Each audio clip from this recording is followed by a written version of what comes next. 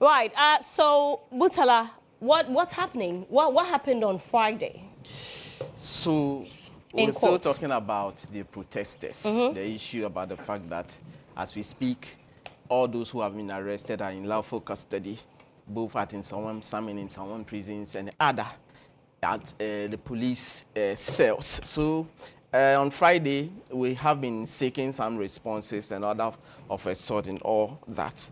But before, the whole week, we are talking about the judiciary, GHOne at 50 celebration. And this week we'll tell you more, all the talking point in relation to this very celebration, especially so also this week we'll virtually end the vacation excitement, the holidays for the judiciary and all those who play roles in that. So as you can see on your screen, those are some of the award sections that took place in the during the GHOne. So Mr. Enusi, the founder of GHOne, being awarded there, and then Samuel Afuse, president of GHOne, also receiving an award at this particular function. And so a whole lot of people, Samson Ladi Anyeni also took some award over there.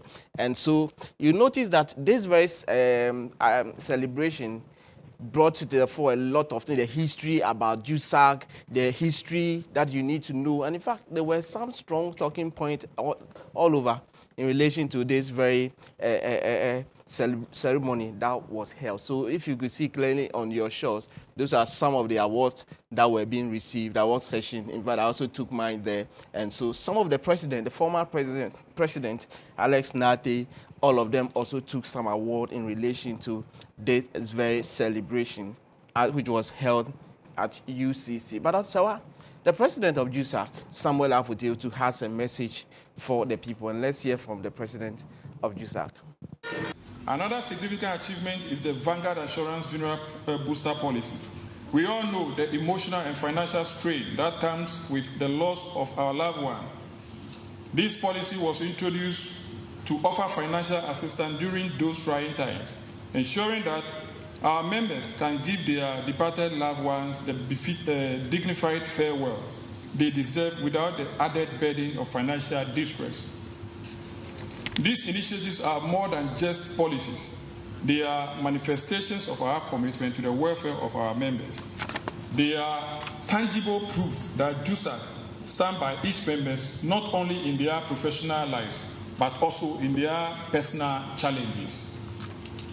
However, while we celebrate the achievement of GHOne, we are also mindful of the future.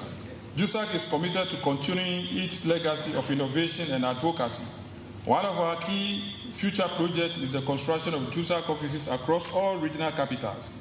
These initiatives aim to bring our services closer to our members, reducing the need for long and costly journey to Accra. In fact, a staff can be invited from Wa, Tumu, Garu to Accra. The staff have to travel night just because it doesn't have a place to stay in Accra. So this has become our challenge, coming for interviews, promotions, or anytime they are called upon. So it's one of our priorities that we will make sure that burden will be taken away.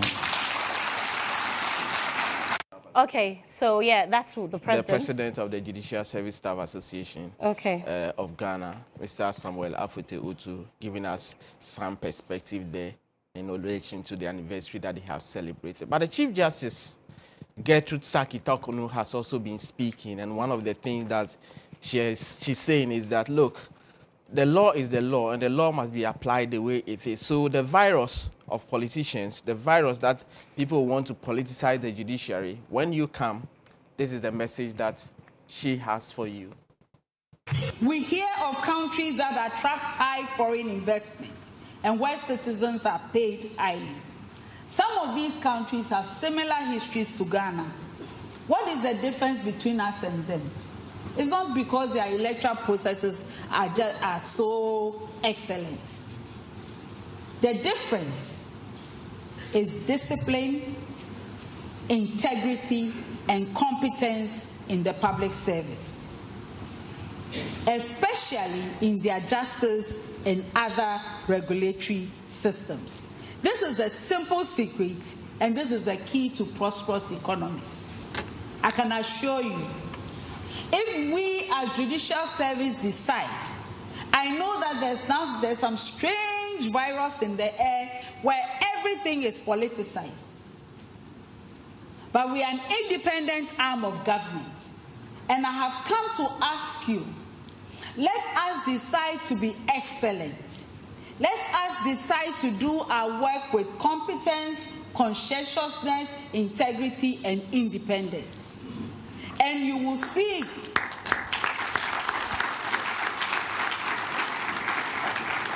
see investors in our country. And you will see the reflection in your own pay. I know that virus wants to rope judges into their political conversations. Poor me, I'm sitting somewhere. Everything I do is supposed to be in the political direction. I guess it goes with the territory. The important thing is when the case comes, I will deal with it according to law.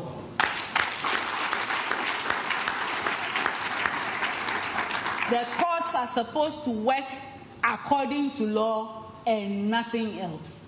And if some people think that because the law, I don't know, they don't understand the law, they don't understand anything, well, I don't know. If they think they need to say things about judges, we are used to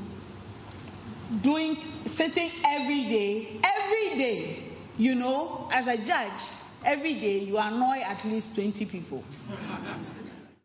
Right, so that's the Chief Justice, yes, right? Gertrude Saki Takono, having a strong message.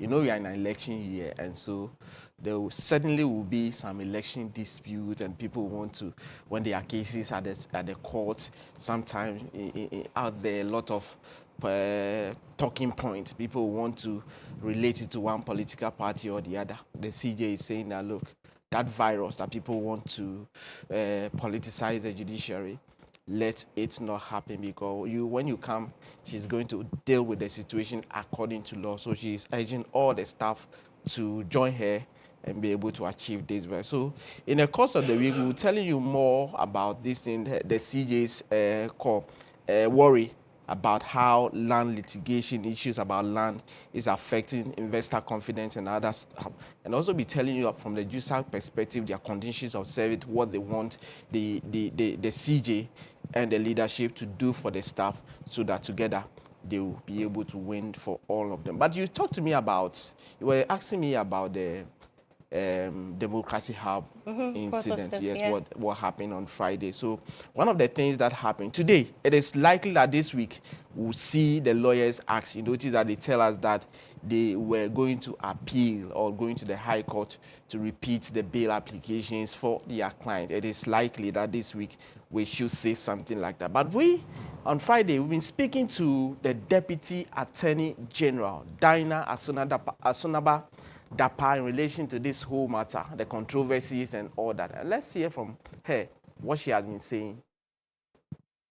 We can only prosecute based on the evidence that we have.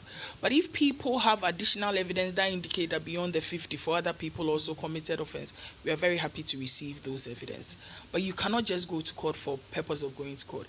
Now, the converse to it is that it should be to the benefit of those who are claiming that people have merely been targeted without evidence. You know what that means? It means that they will be acquitted. It means that our prosecution will not stand.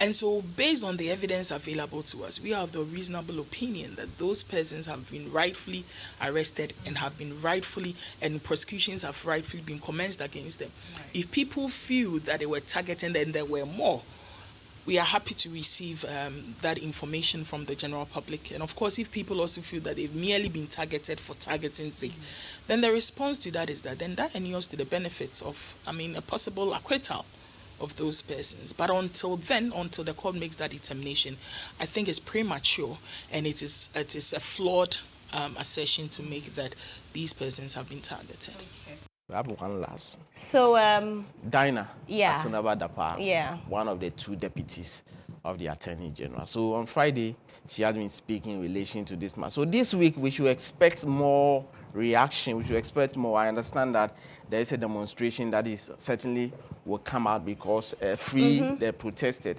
Now, it's likely to come up. So the organizers are meeting the police to see the modalities to be able to employ in this whole matter. So like I said, we should see some action at the High Court, especially in relation to how the lawyers intend to challenge or appeal against the ruling, the bail, the denial of bail at the High Court. So we'll follow up closely. And like I said, this whole week, you know that within the judicial setting, the lawyers have had their conference. There was a judicial debate. There was a GHOne at 50 celebration. And this week, the Association of Magistrates and Judges will be meeting. And that certainly will end the whole vacation, where they also plan for the new legal year. So in the course of the week, we see that. But so on Friday, I was telling you about this.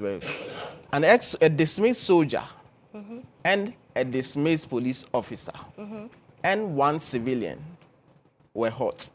What happened? For robbery. They were involved in the robbery. They robbed a woman with money. They were arrested. They pleaded not guilty, and they were arraigned. After full trial, guess what? They were found guilty. 2 counts, conspiracy to rob and robbery. The court found them guilty on both counts, and each of them was sentenced to 30 years. You know, the punishment for robbery, the minimum is 15 years. It's infinity. So the court, if the court decide, the court can decide to give you 100 years, 200 years, 500 years for robbery.